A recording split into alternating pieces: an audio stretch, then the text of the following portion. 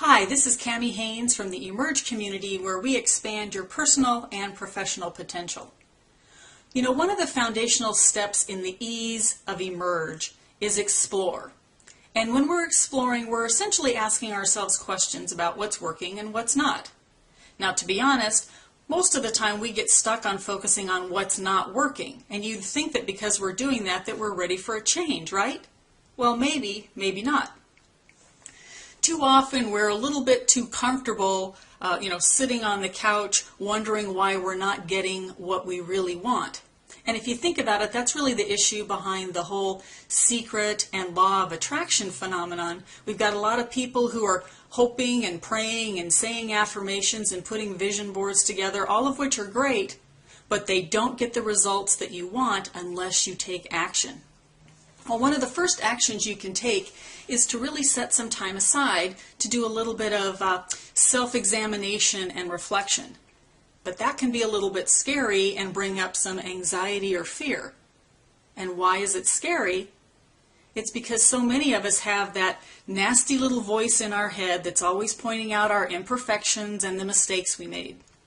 That's warning us not to do something new because people might laugh at us, or we might look stupid, or we're too old, or too fat, or too tall, or too short, or whatever the case might be. So there's no wonder that we don't necessarily want to go inside and hear any more of that head trash. Does that make sense? Well, what if instead of that inner critic telling us what not to do, what if we had a cheerleader or a coach inside our head who is spurring us on and encouraging us? Think about how great it would be to have something going on like this. Cami, she's the one. She can get anything done. Or how about, Cami's super, Cami's great, Cami does control her fate. Now, granted, this is a little bit ridiculous, but think about how you feel differently and how much energy you get out of getting that kind of positive reinforcement. So let's start at that particular point. I want you to get out a pen and paper and stop the tape in just a second and make a list.